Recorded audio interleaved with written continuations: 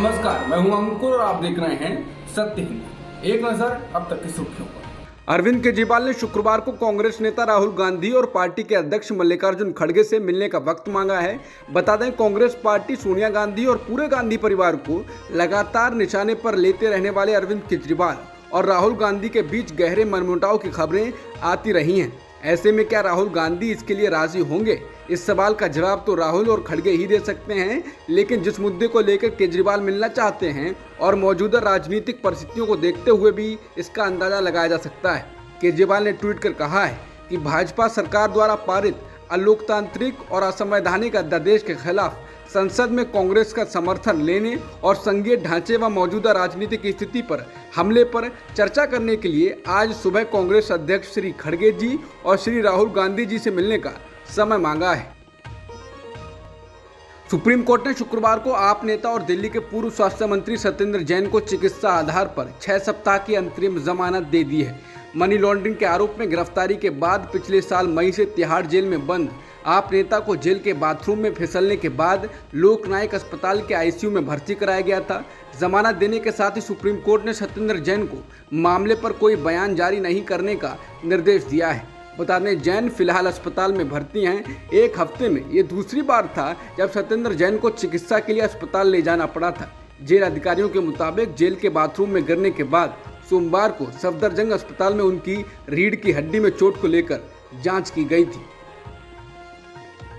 Samajwadi party के प्रमुख और उत्तर प्रदेश के पूर्व मुख्यमंत्री अखिलेश यादव ने ट्वीट कर कहा है कि भाजपा ने मान लिया है कि अब सत्ता सौंपने का समय आ गया है। सेंगोल के चल रहे राजनीतिक विवाद के बीच अखिलेश यादव ने शुक्रवार को ट्वीट किया, सेंगोल सत्ता के हस्तांतरण एक हाथ से दूसरे हाथ में जाने का प्रतीक है। लगता है भाजपा ने मान लिया है कि अब सत्ता सौंपने का समय आ गया है। सुप्रीम कोर्ट ने 28 मई को राष्ट्रपति द्रौपदी मुर्मू द्वारा नए संसद भवन का उद्घाटन करने का निर्देश देने की मांग वाली जनहित याचिका को खारिज कर दिया है। न्यायमूर्ति जे.के. माहेश्वरी और न्यायमूर्ति पी.एस. नरसिम्हा की बेंच ने एडवोकेट सी.आर. जयासुकीन द्वारा दायर जनहित याचिका पर विचार करने के लिए अनिच्छा व्यक्त की, जिसके बाद याचिकाकर्ता ने मामले को वापस ले लिया। याचिका खारिज करते हुए कोर्ट ने कहा कि हम जानते हैं कि ये याचिका क्यों दाखिल हुई है। ऐसी याचिकाओं को देखना सुप्रीम कोर्ट का काम नहीं है। कोर्ट ने पूछा कि इस याचिका से किसका हित होगा। इस पर याचिकाकर्ता सटीक जवाब नहीं दे पाए। नए संसद भवन के उद्घाटन को प्रधानमंत्री नरेंद्र मोदी के हाथों से कराए जाने को लेकर आरोप प्रत्यारोप जारी है। इस बीच विपक्षी नेताओं के हमलावर रुख का जवाब देते हुए केंद्रीय गृह मंत्री अमित शाह ने इस मुद्दे पर सरकार का पक्ष रखा है। उन्होंने ट्वीट कर कहा कि कांग्रेस पार्टी भारतीय परंपराओं और संस्कृति से इतनी नफरत क्यों करती है। पंडित नेहरू को तमिलनाडु के एक पवित्र शैव मठ द्वारा भारत की स्वतंत्रता के प्रतीक के रूप में एक पवित्र सेंगोल दिया गया था, लेकिन इसे चलने की छड़ी के रूप में एक संग्रहालय में भेज दिया गया था। कांग्रेस को अपने व्यवहार पर विचार करने की जरूरत है। द हिंदू की रिपोर्ट के अनुसार मध्य प्रदेश में चुनाव से कुछ महीने पहले पार्टी नेताओं और कार्यकर्ताओं की नाराजगी खुलकर सामने आ रही है। सबसे पहले गुना से बीजेपी सांसद के.पी. यादव का एक वीडियो भोपाल प्रदेश कांग्रेस ने अपने सोशल मीडिया हैंडल पर शेयर किया, जिसको सत्य हिंदी ने कल बुलेटिन में शामिल किया था। जिनका सीधा हमला ज्योतिरादित्य सिंधिया पर था। वो कह रहे थे कि भीड़ में कुछ लोग खुद को बुद्धिजीवी कहते हैं, लेकिन वो इतने मूर्ख हैं कि उन्हें ये नहीं पता है कि हम बीजेपी में हैं।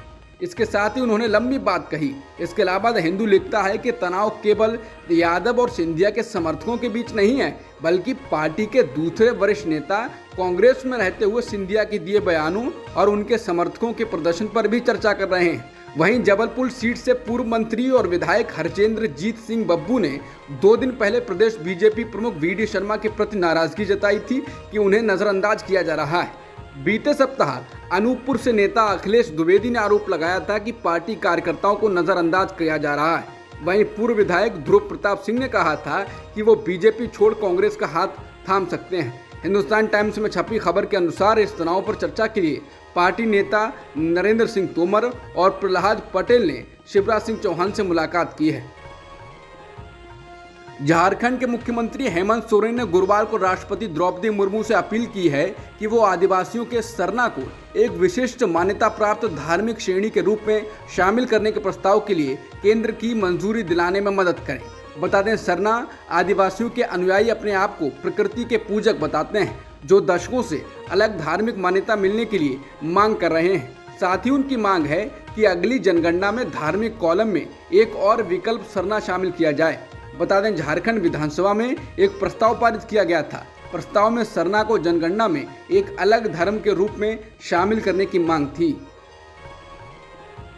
महिला पहलवानों के यौन शोषण के आरोपों से जूझ रहे बीजेपी सांसद ब्रजभूषण शरण सिंह ने कहा है कि पॉक्सो एक्ट का दुरुपयोग हो रहा है। उन्होंने कहा है कि वो संतों की अगुवाई में सरकार पर इसे बदलने के लिए दबाव डालेंगे। बता दें, ब्रजभूषण सिंह अयोध्या में 5 जून को संतों का सम्मेलन करा रहे हैं। इसी की तैयारी के सिलसिले में उन्होंने पत्रकारों से पॉक्सो एक्ट के कथित दुरुपयोग की बात कही। उन्होंने दावा किया कि इस सम्मेलन में 11 लाख साधु संत हिस्सा लेंगे। उन्होंने कहा कि हम साधु संतों के नेतृत्व में सरकार पर इसे बदलने का दबाव डालेंगे। यह कानून कांग्रेस लाई थी, लेकिन इसके पहलुओं पर विचार किए बगैर। अब तक की खबरों में इतना ही। बाकी खबरों के लिए बने रहिए सत्यहिंदी.com के साथ।